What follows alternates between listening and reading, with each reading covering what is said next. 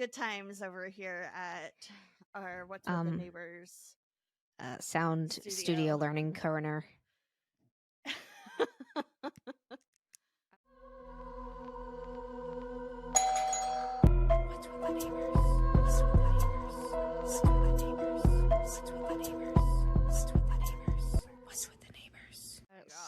So welcome to our show. That's Bree. And that's Amy. And we're trying to get life together. We're slowly but surely not doing it. It's okay. We're trying, at least. We're trying. We haven't given up yet. Matters. Yeah. No. And we're almost to... What's up? I was just going to say, what are our announcements? Okay. So, I was just going to say that we're almost to episode 100, guys. Can you believe that?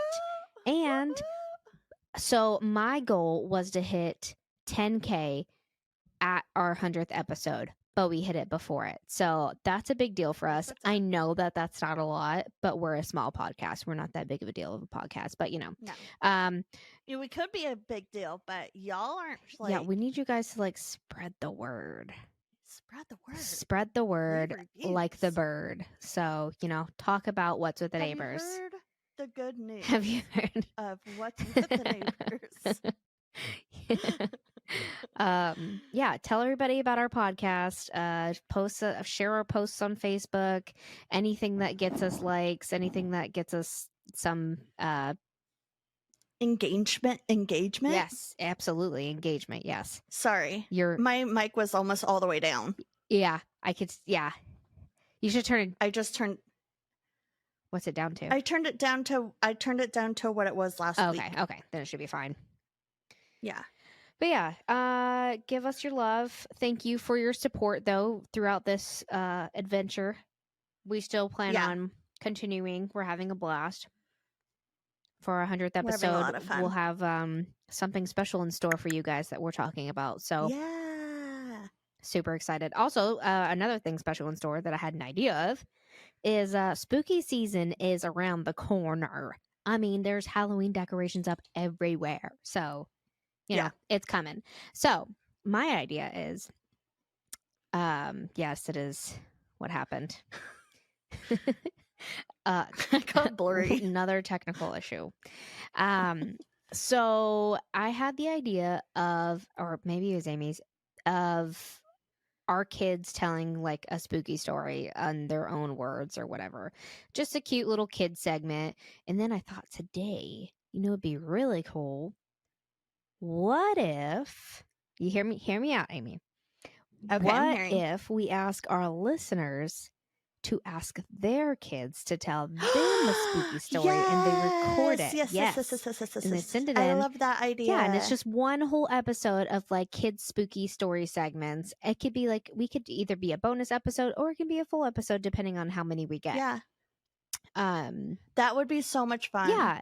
So what would they do? Like record their kid telling a spooky story? Yeah. Like like if they want to tell the Nightmare Before Christmas story, or if they Caroline, or their own spooky story, or if something like actually happened with them, which I hope nothing did. But I've seen a lot of videos on Facebook of like, I saw the other day I posted a kid got tripped by a door and just randomly opening, and they're like, this ghost trying to trip this kid. It was pretty funny. Oh, I saw that. It was pretty funny.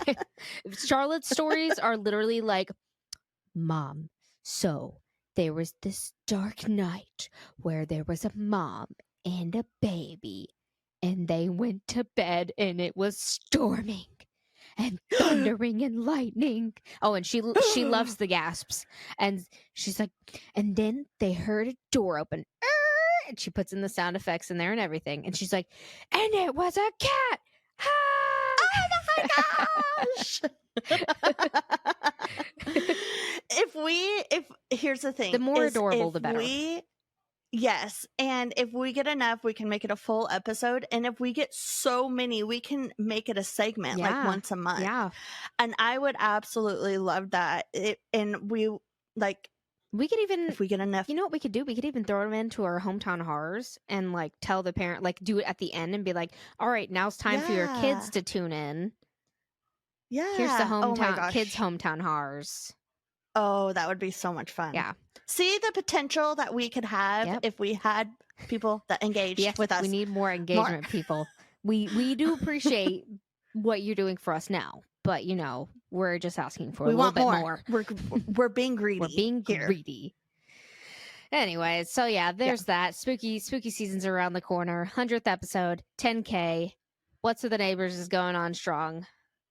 Boom. I love it. Is that all we have to say today? Do you have anything you want to tell me? So. Does anything new happening on your end? Amy's cat got a tie and a bow tie. Yes. They got a tie and a bow tie and little reading glasses. Tony looks like Fred Flintstone. They're little scholars. But they're circular glasses, so you could totally do Harry Potter one day. Maybe that will be the next thing that I do. They're gonna hate me so much when I am done with this. What? You should make a cat calendar. Okay, but I really like that idea. I have to go to work first. Yeah, I need to get paid. Let's not get. You're already acting a little too crazy with your plants. What do you do? What are your hobbies? Oh, sometimes I'll make a little photo studio and set up and dress up my cats and take little cute pictures of them. And occasionally that comes out into a holiday calendar.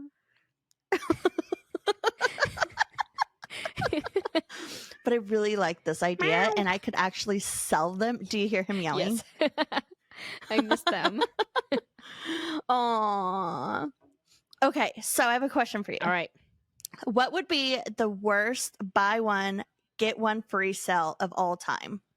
I want to say some kind of produce because it goes bad really quickly. Okay, so picture that, unless you're going to eat them really quickly, but if you, I don't know, what's something that you only use once though? I don't know. What's your answer? I don't know. I was trying to think of something that you would only use once, or some kind of produce that goes bad so quickly that you would have no chance to use the second one. Like an avocado? Yes. Buy one, get one free avocados the second day. Or the big pounds of strawberries. They go so bad so quickly here. Yeah. And they mold immediately if you don't eat them right away. It's so disappointing. But I guess they're free. What about a big appliance? Buy one. Why would you need an extra washer and dryer? Oh yeah. Why would you need an extra washer and dryer? A fridge would be smart because you could have one in the garage or something, or you could sell in the one. garage. Yeah, I would totally sell it. But what if you're not allowed to sell it? Oh, then yeah, the rules are you're not allowed an appliance to sell it. That would suck. Why do you need an extra washer and dryer? Yeah, unless you have a really really big family, which I get. It's fine. That's a good one. I'm sure my mom would have appreciated that when we were growing up with her bajillion children. Yeah, or maybe a portrait, maybe a picture of someone, or book. Who wants a book? Just kidding. Yeah, books are gross. If you can't gift it, well, I mean, if you can't gift it, why do you need 2 books? Yeah, that's true. Or two dining tables. Yeah. Oh my gosh. How much space would that take up? So much space. Especially if you can't sell it. Yeah, exactly. Okay. So you want to hear my neighborhood? Thank you. Do you want to hear my neighborhood story? Heck yes. I just want to be clear.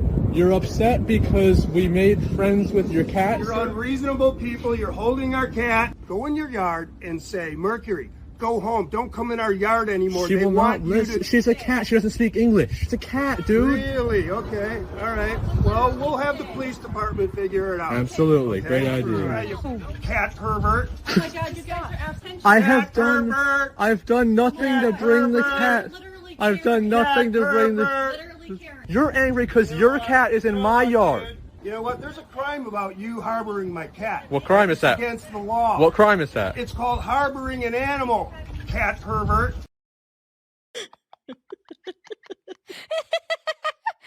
What was it saying? Cat Herbert? Pervert. Cat pervert. Cat pervert. Cat pervert. Yeah. Okay, I think that's probably pretty clear. That was pretty clear. Okay. That will definitely be on Facebook. The cat was just in Please their send that yard. to me, or if you and haven't, have you already?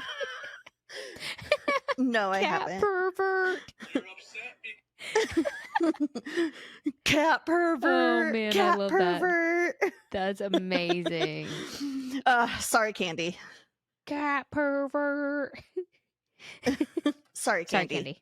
Candy. Sorry, Candy. Okay. Anyway. All right. Let me hear your spooky story about a spooky ghost. All right. I have a spooky story about a spooky, multiple spooky ghosts. Okay. Ooh. So I have one from the book today. Yay. We are in the D states. Do you want to guess which one? The D states. Delaware? Yeah. How Dakota. did you get? I forgot. That's either South or North Dakota. There's not just a Dakota. I forgot that Delaware was a state until I saw in there. I know. That's embarrassing I know. for you. It is embarrassing. So today I'm going to be covering Fort Delaware in Delaware. Okay. Super fun. So yeah, here we go. Where is Delaware? I think it's on the East Coast. Yeah, it should be on the East Coast. Okay. I had a map. Oh, right there. Delaware, right there. Yeah, it's right on the East Coast, right above, like, Maryland. Oh, interesting. Yeah. Okay. Ooh, so it's gonna How be have I not old. been there? Wow, so I would have been like right around there. Okay, anyway. So, yes, it is old. History for you. Fort Delaware was constructed in the mid-1800s and is located on Pea Patch Island in the Delaware River. It's literally like in the middle of the river. It. So, the only way to get on and off the island is by ferry or a long swim. And I would suggest a ferry. So when This is built, the builders underestimated the marshy land. Is this the island is the town, or the town is on the island? No. This is just a fort that's on the island. It's just like a secluded fort. The only thing is on this island is the fort. Yeah. Gotcha. So, okay. When it was first built, the builders underestimated the marshy land, and after installing 43,000 bricks, they started to crack, so they had to take them all down and basically start over again. That's not really that important, but I thought it was really annoying and wanted to put it in there. Yeah. So after that, a proper fort was constructed, but unfortunately, it burned down in 1831. So there's another problem there. However, the rubble left over from that fire was later put to use to reinforce the seawall that eventually went around the island. So they made use of it. Nice. Finally, in 1848, French engineers began to construct and complete it in 1860, just in time for the Civil War. The fortress was designed in a beautifully pentagonal shaped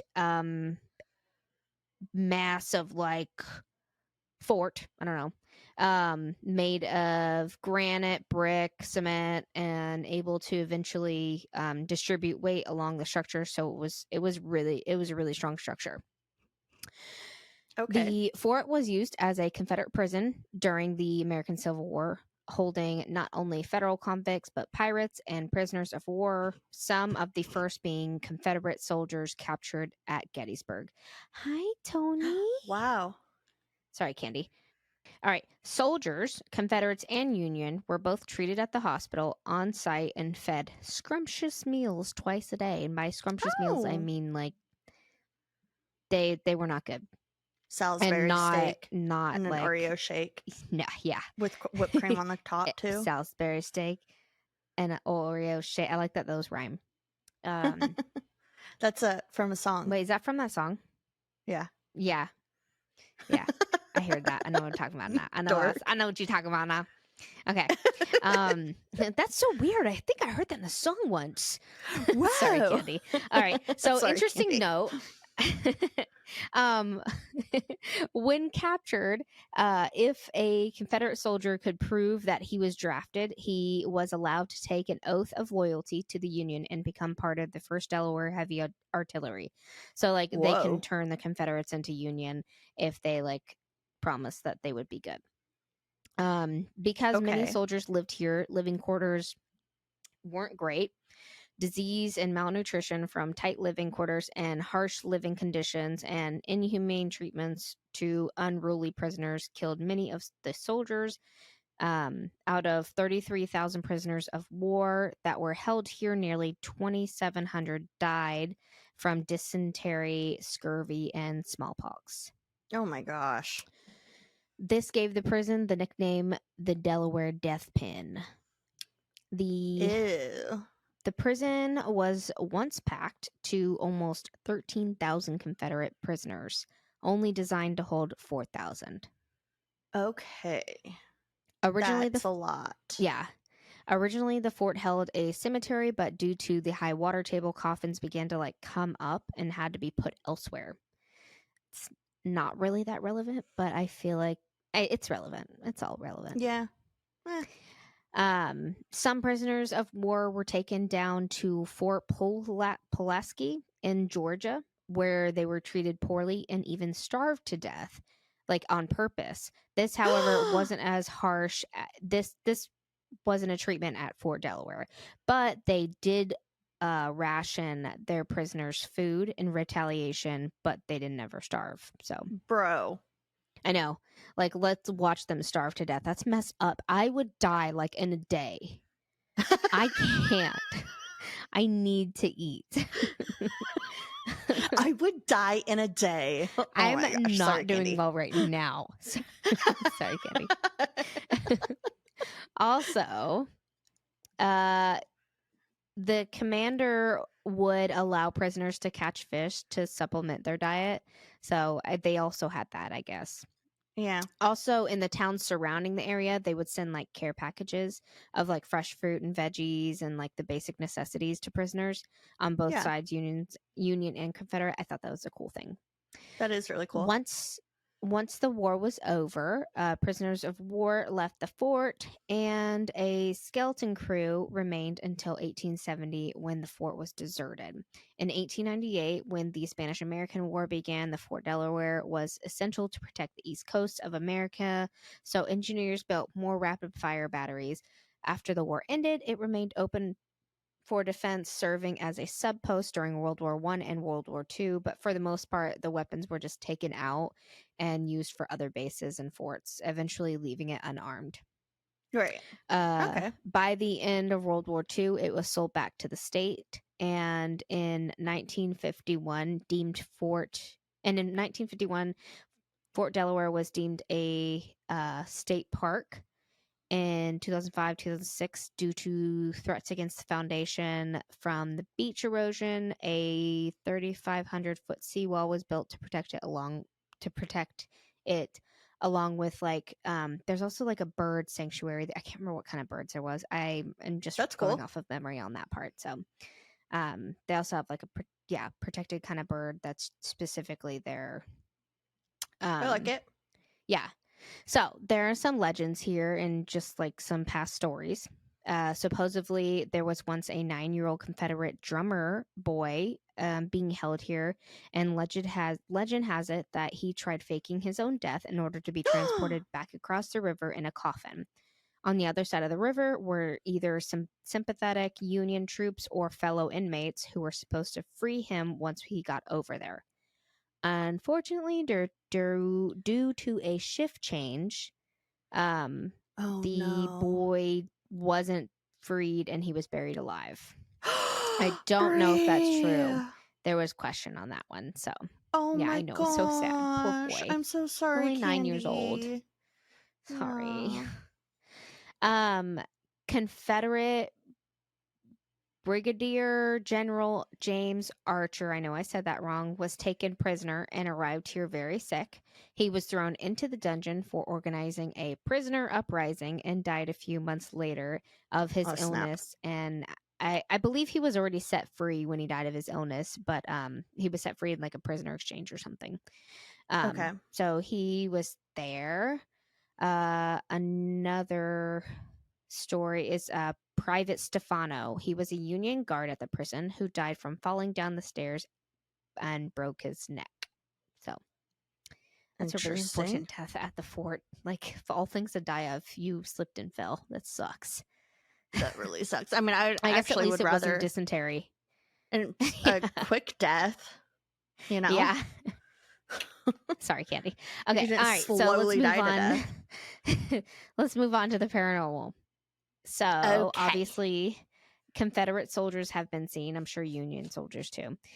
Cannon and gunfire have been heard. One of the most haunted areas is the I know that would scare the crap out of me. Could you imagine? No, oh my god, like no. One of the most haunted areas is the kitchen. Cold spots are often felt specifically by the stove, which is said to be the spirit of a slave woman who served as a cook here. I think I read somewhere that someone believed her name was Susan. Susan. Staff who'd worked here in the past have told stories of kitchen utensils and other tools in the area moving around and sometimes seeing this spirit appear. I actually think that's funny. Yeah, it's not a scary name. No. Oh God, it's Susan.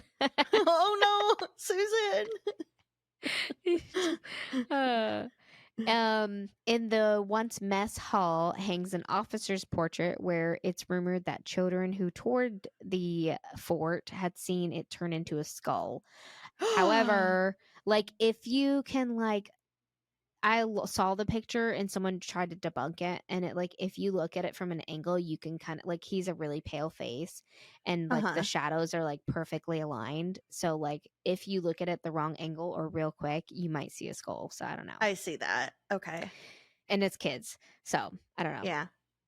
They can't be believed. Mess hall. Yeah, no, definitely. There's nothing in your closet. You're lying. Dear God, please believe your children when they say things like this. In the mess hall, it's reported that the ghost of a cleaner often walks into the mess hall and cleans, then walks through a door that has been bricked up for years. So basically walks through a wall, still spending the rest of another ghost cleaning for the rest of their life. Rest of their afterlife. That's such a bummer. Sorry, Candy. Yeah. That would be sorry.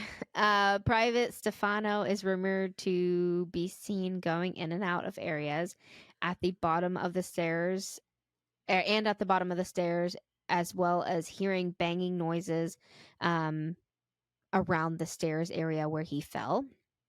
Okay. General Archer can be seen with a beard and dressed in a gray uniform around the powder magazine and dungeon areas. He's called the Blue Man. Maybe it's part of the Blue Man Group. Sorry, Candy. When on some stone staircases, some have felt something touching their arms and back. Disembodied footsteps. I don't like that. I don't touch me. Disembodied footsteps, yelling, laughing, and other noises can be heard throughout the fort. Visitors have reported being touched and even pinched by an unseen force. During a paranormal investigation, the Delaware Area Paranormal Society took a picture of a black shadow on the staircase, and then the immediate second picture showed nothing. On the show Ghost Asylum, right off the bat, they began getting EMF meter readings and continued getting them throughout their stay. And on the ghost box, they heard something say boat. There is a lot more that happened on that show, but I've never watched Ghost Asylum before, but I'm not a super big fan. I don't know. They seemed like they would jump at anything, any noise. Anyway, sorry, not to dog on your ghost people. Yeah. Oh my God, it was a ghost. It was the waves crashing against the place. I don't know. On taps, aka ghost hunters, they caught and heard what sounded like cannon fire. Like you can hear it like in the recordings that they got, and they had no explanations whatsoever. And Grant, one of the head investigators, clearly, like, you see it on video and you see his reaction and you see that there's nothing there. He had his, like, they were walking and he had the collar, like the hood of his sweatshirt pulled. Like you can see him get jerked back like that. Ew, no, I don't and like it that. happened 3 times on camera. Like you watch him get jerked back and nothing is there. They checked to make sure he wasn't getting like attached to something, and it was very obvious on camera. I don't like that. I know. A local paranormal group called Diamond State Ghost Investigators seems like they've been there quite a few times. They had an interesting interaction with a ghost cat, and I saved this one for last. They recalled that the pantry door had just opened just a little bit, not enough for like a human to get through by itself, like something softly had pushed it, and then they heard a meow and they felt something brush against their ankles. I love it. I know. And according to like, they dug up some newspaper articles and found that there had been an actual cat on the island named Bill. And 2 dogs. So yeah. Oh, Bill. I know. It was so cute. So I have like 2 Yelp I'm scared reviews. Yep, I'm scared. Yep. Sorry, Candy. Sorry. So the first one is from a Donalyn, Maryland.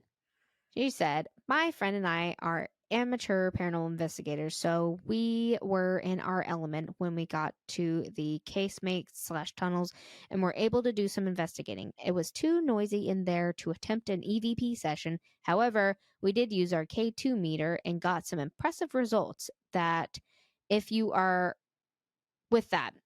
going there, as we were, to investigate, I advise you to go after school is back in session. There was a family there with many teenage children who were incredibly noisy, who haunted us the whole time, and we were there. We plan to return once school starts again. Aside from that, we had mostly an enjoyable day there and would recommend it to anyone who is interested in history or paranormal investigating. I thought that was really funny. That is funny. I'm also glad that she didn't like include the kids as part of the rating, you know? Yeah. Like, yeah. It's too noisy. She gave 5 stars. Yeah. Yeah. So I found in the Facebook comments on their Facebook, an RP commented, did a tour 13 to 14 years ago, got touched on the shoulder in the corner room, I think on the right side of that picture. I was in the back of the group, pretty much in the hall, felt a hand on my shoulder, and that feeling of someone trying to squeeze through between people. The person to my left was too far to do it. Still the weirdest feeling ever. Okay, so as of today, Fort Delaware has been sorry, Candy. As of today, Fort Delaware has been restored and kept up. It is open to the public who can tour Fort Delaware. They offer a variety of tours like historic, self-guided, and even paranormal tours at night where you can bring your own equipment and try to get some evidence of the hauntings. And it has been visited by numerous paranormal groups and experts finding evidence of spirits residing there. And that is I like that they let you Fort Delaware. Yeah. Fort Delaware. I like that they let you bring in your own stuff. Like, yeah, me too. Bring it on in. Yep, that's nice. That was fun. Thank you. Yeah, I thought that was a cute one. It was fun. Super cute, you know. The cat is my favorite, though. I know it is, and I hope so. That's why I saved it for last. Thank you. It. You're welcome. Another one for the book. Yeah. So, all right, let's hear some crime that is true or fake. Yes, it is not fake. It's not fake today. Not today. So I'm going to tell you about a set of siblings. Actually, a set of siblings. Yeah. So first we're going to talk about Kenneth. So Kenneth Allen was born in 1976 to the most doting, loving parents. They were so just perfectly in love. He also had an amazing set of grandparents that were super involved in his life. Um, and they, they would go to church together as a big family every Sunday. Like they were very intertwined with each other. Aw. Yeah. His grandparents were also fairly wealthy. I mean, they weren't like millionaires, but they had a good life savings. Yeah. And then in 1986, Kari was born. They had about a 10-year gap from each other, but they were still both incredibly loved. Unfortunately, the happiness was short-lived. Their parents bought a new house and they couldn't keep up with the payments. This caused them to argue a lot, and it just seemed like there was a dark cloud over the house all the time. Uh-oh. Ken started performing bad at school and would get into fights with his friends, but the siblings shared a special bond, Ken with Kari. So he would come home and like it felt like they at least had each other, that sort of Yeah.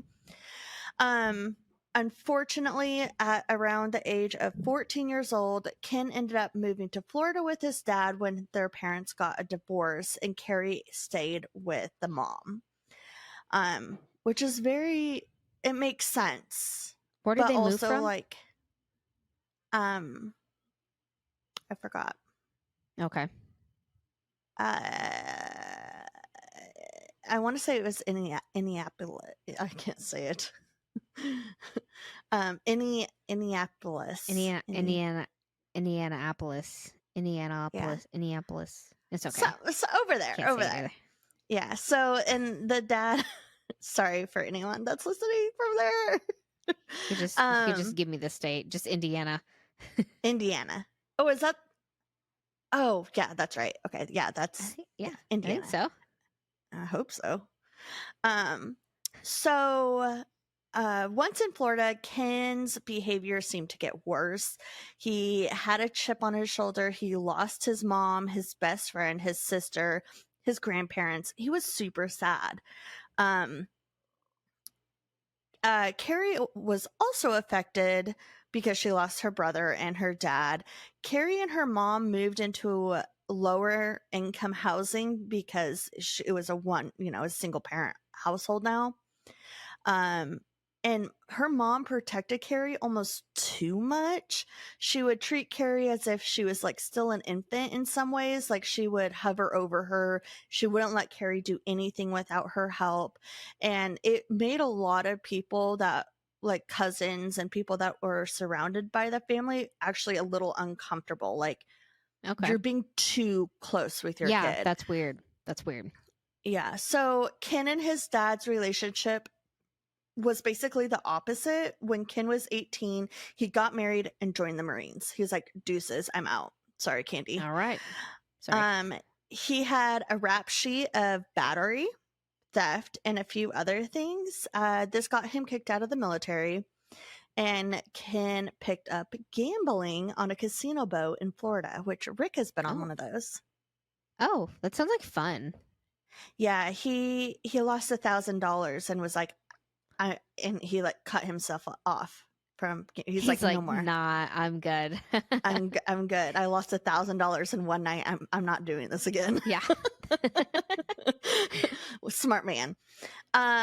He would go on a bender for days at a time, blow his entire paycheck, and then go up to Indianapolis. So that is where they lived. Where his grandmother lived, and begged her for money. And since she loved him so much, she would give it to him. So this is like a revolving door. I mean, he would do it over and over and over and over again. At one point, Kenneth was charged for credit card fraud, so he fled the state and ended up in Arizona, where he did basically the same thing, but he counterfeited money. He was sentenced to 20 months in prison. And in prison, his wife was like, yeah, I'm not doing this with you anymore. She divorced him. And his grandparents, who had been with him throughout all of this, like in and out, everything, they cut him off.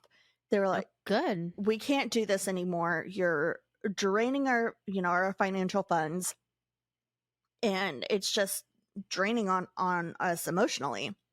So while in prison, Kenneth would talk to his mom and his sister. During one of the calls he told them he had a better life planned out for all three of them when he gets out. And they're like, okay, what is it? And he's like, I'm not telling you. It's a secret. And they're like, super. Okay. So after 14 months, 29-year-old Kenneth was released on parole to his mother and his sister in Indiana. So now that he's somewhat free, he decides he's going to tell his sister what his plan for this better life that he has for them.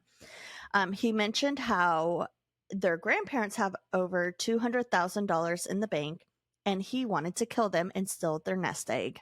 No. Yeah. Kenneth. Sorry, Candy. Sorry, Candy. Yeah. Ugh. So he would he said things to Kari to like manipulate her. He said, if they really loved you, they wouldn't let you and mom live like this, in low income housing and fending for yourselves, just to manipulate her. And Kari was always eager to please her brother and looked up to him. So she was like, all right, I guess we can do this. So on December 30th, 2004, Ken approached his mom because he's got to get her on board also. He was like, I'm going to unalive grandma and grandpa and take their money. And Sharon, his mom, was like, absolutely not. You are not doing that. You're a psychopath. Why would you think I'd be okay with killing my parents? Let me just run this by you. Sorry, Candy. So Kenneth went to Kari and he's like, mom's not on board. And Kari's like, duh. Like, that's stupid. She didn't say, I don't know if she said that or not, but I would hope she would think that. Yeah. And so Kenneth was like, but mom knows and she's going to tell someone. So we need to kill her too. And man. Kari was like, okay, that makes sense, brother. No, it does not. So at 9 p.m. that night, Kari turned the TV up really loud. Kari stood at the end of her mom's bed, and Ken got on top of his mom, put a pillow over her face, and stabbed her repeatedly in the face. Why can't you have made it like a quick one? Stabbed her in the face.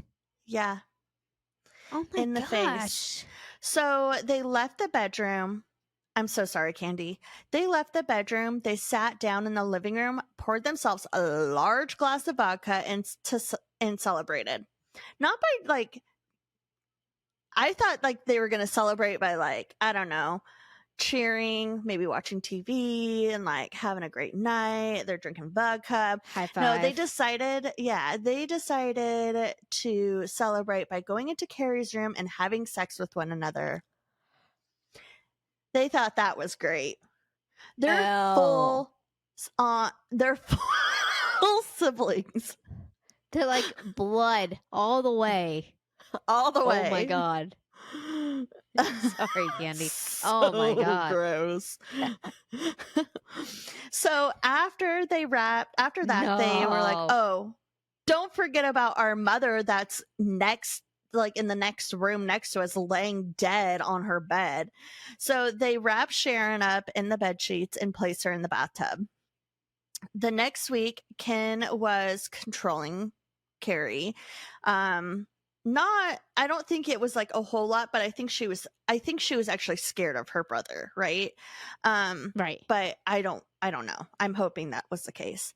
Yeah. The next week, Kari's school called and they're like, hey, where's Kari? Because she's 18 at this time, but she was still she was a senior in high school. She was a kid. Oh my gosh. Yeah, he's 29 and she's 18. So, oh my gosh. her school called. They're like, "Where's Kari?" And Kenneth's like, "Oh, she's been super sick. Like, she'll probably be out for like another week or so." And then Ken went to the hardware store. He purchased a saw and a garbage bag and garbage bags. January 3rd, 2005, Kenneth called his grandmother. So this is a couple days later.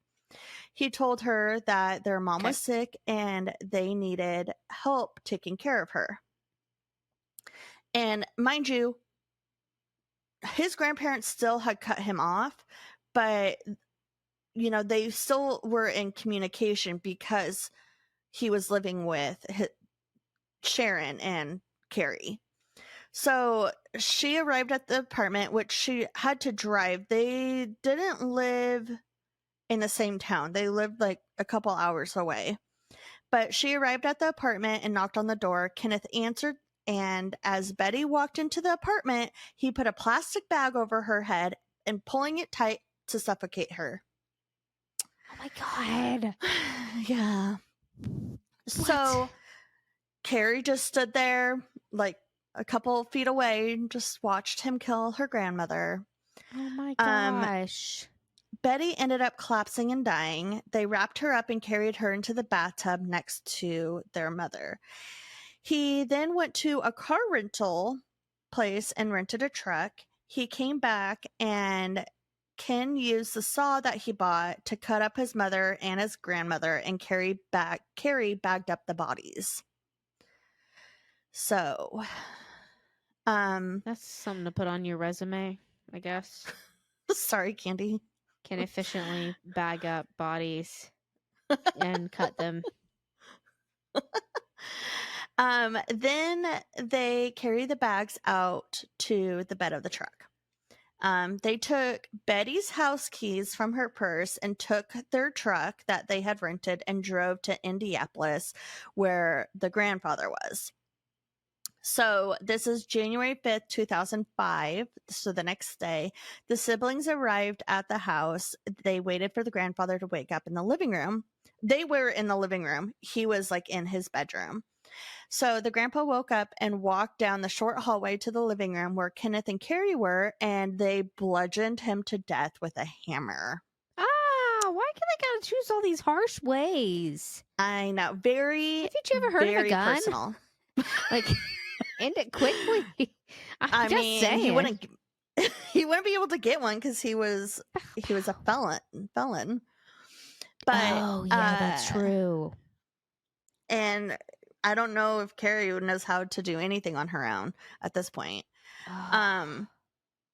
So they took him to the bathroom and left him there on the floor. They just put him on the floor in the bathroom. Before they disposed the 3 bodies, which were being preserved in the winter temperatures, except for the grandpa. He was definitely rotting in the bathroom, but the mom and the grandmother were in the bed of the truck. And, it's cold, so their bodies were not rotting. Kenneth went on a hunt to look for the money. They moved into their grandparents' house, and Kenneth purchased a laptop and then transferred the money into his account. Then Kenneth was like, sick, got the money. Now I'm going to be responsible with it. Oh, yeah, sure. I'm going to go totally gamble responsible. Yep, he went down to the Ohio River casinos, spent 4 days there on a gambling spree, and lost $60,000. Oh my gosh. So while Ken was winning big at the casino, Kari spent time in various chat rooms. She ended up meeting another woman she met in the chat room and brought her back to her grandparents' house and engaged in sexual activities with the grandfather 10 feet away. She's just like, come on over. And I don't know how they didn't. I don't know how the other women were like, hey, can I use your bathroom? Or I don't know. What's that smell? Yeah. Is that like supposed to be like a bear rug, but a human instead? If so, Carrie where'd you get it? I would love to have one. Oh, it's one of a kind. You can't have one. When Carrie did have to use the bathroom, she literally would have to step over his body to get to the toilet. Oh my gosh. So after Ken came back from his bender, he rented a jackhammer and cleared up space in the concrete of the basement. And a neighbor actually heard this commotion because jackhammers are very loud. Yeah. At 3:00 in the morning, but he was like, oh, that's normal for these old people to be using a jackhammer at 3:00 in the morning. So I'm not going to say anything. It's fine. It's fine. Once the hole was big enough, they brought the bodies down to the basement and put them in the hole. Then Kenneth went out and purchased a cement mixer, brought it into the living room, and was literally mixing cement in the middle of the living room. And they would carry the wet cement down in 5-gallon buckets. Wow. Then Ken traded in the rental truck for a rental car. And they took all of their grandparents' valuables, anything like jewelry, anything like that, and headed to Las Vegas, baby.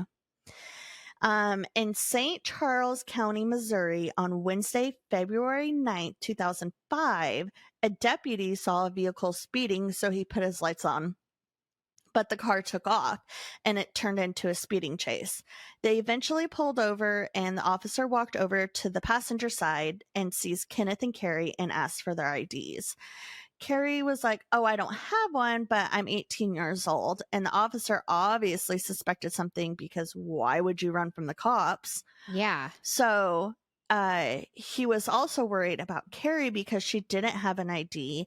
So he was worried that maybe she was kidnapped or a runaway or scared of what Kenneth would do if she told the truth. So even though she is telling the truth, she was 18, but the officer doesn't know that. So he had Kenneth step out of the vehicle and asked Kenneth some questions. Kenneth told them that they had been planning on moving to Las Vegas for a new life for a long time. That's his sister, yada, yada, yada. But when the cop asked Kari, he was like, how long have you guys been planning to move to Vegas? And she was like, oh, just for a couple days. We've been planning this. And the cop was like, I don't like that these answers aren't adding up. Something is fishy going on here. So he called for backup and decided to search the vehicle. They found the grandparents' valuables, which they didn't know belonged to the grandparents at the time. And in the back seat, they found their grandparents' IDs with numerous credit cards belonging to them. So also, if you're going to steal something, like, don't have the person that you stole it from's IDs with the stuff. Right. Also, just don't throw it in the back seat. Like, kind of like maybe put it in like a purse or an envelope or something like that. Also, just don't like steal people's stuff. Just don't do that. Yeah. First and foremost. So, the cop asked why he had them, and Kenneth was like, oh, they passed away a few weeks ago, and they wanted me to have all these credit cards and their IDs. And the cop's like, no, people don't do that. People don't do that. The cops were dispatched to the grandparents' house to do a welfare check, and the cops, obviously, no one was there. The cops searched the upstairs, which was very messy, like not something normal grandparents have, in their house. Normally it's kind of clean. Yeah. And then he goes down to the basement where he found the basement floor, and a section of the floor was not consistent with the rest of the floor. Like, it looked like a hole of new concrete. This whole time, Kenneth and Kari are on the side of this road, and Kari's getting anxious, and like, she's like, oh my gosh, I'm going to be in trouble. So she just blurts out, Kenneth killed my grandparents and my mom and buried them in the basement. And so Kari and Kenneth were arrested. And during the interrogation, Kenneth at first at first refused to talk, but the pressure became too much, and it was like the floodgates opened, and he was like crying. He claimed that everything he did was for Kari, and Kari went into every detail from the very beginning. Both the siblings pled guilty, sparing them the death penalty, which was very disappointing for the family. A lot of the family members wished that at least Kenneth got the death penalty. But Kenneth is serving a 130-year sentence without the possibility of parole. And Kari is serving a 40-year sentence, and she will be eligible for parole in February of 2024, next year. Whoa. But she might not get it because you have to, at parole hearings, the victims are able to Right. say, this is why To, I don't want them argue out. it. Yeah. Yeah, and the parole board also looks at the whole thing, and the parole board is who actually decides if they're going to get out or not. So crazy. Dang. Yeah, that's wild. Yeah. So that is the story of Kenneth and Kari Allen. Whoa, Kenneth and Kari, y'all are terrible people. Yeah, sorry, Candy. Those poor old people. Do you know that was a good story? Thank you. So, funny. I recently restarted Orange Is the New Black. Haven't I watched love it that. in years. And Love it. there was an elderly lady in the prison, and she had seriously bad dementia, and to the point to where she was like really getting hurt and like getting lost. And so they released her. It was called, what was it called? It was a something release. It's like having compassionate release. It's called a compassionate release, and it's where they like can release someone if they're like super super sick, or like some in like like certain cases they can release someone. Right. So I guess before 2018 they could just like release anyone, like throw them on the street and like let them go, from what I gathered. And then I guess like in 2018 they just changed it because like in the show they just let the lady go like on the street. She had no family to go to, no homes, nothing to go to, and they just Didn't let her she go. get And hit like, by a she'll car? be dead in like 2 weeks.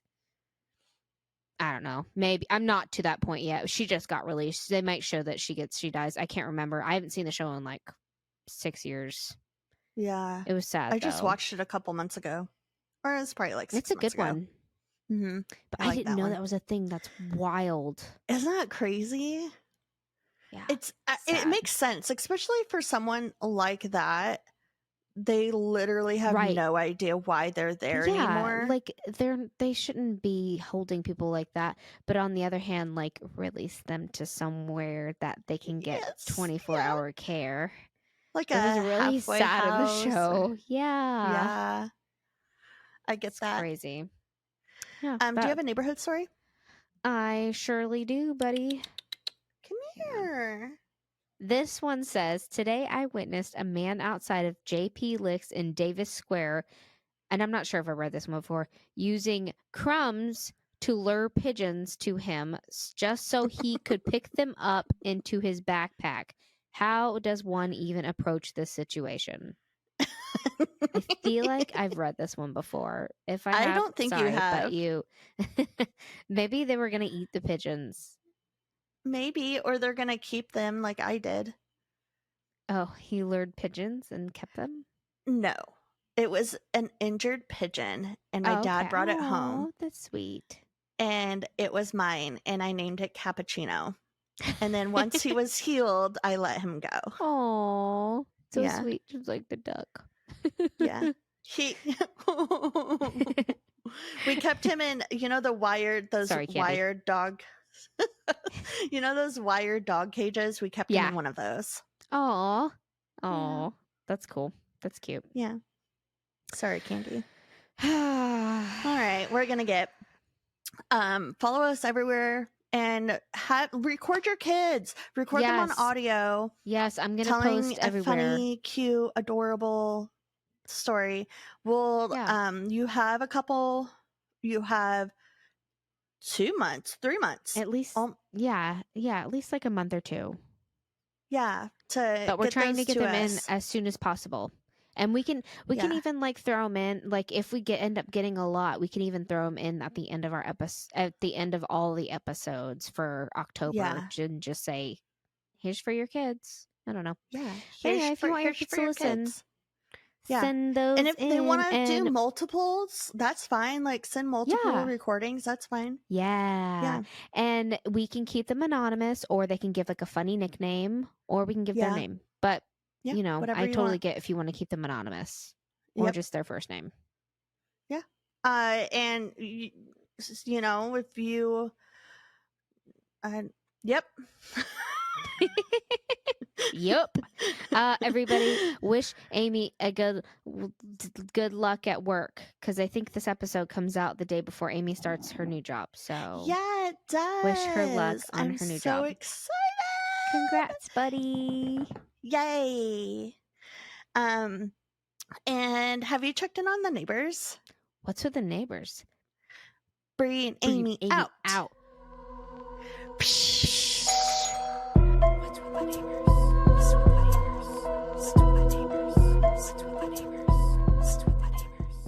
Sorry, Candy. Say hi to your cats for us. Sorry, Meow. Candy. That was a good one.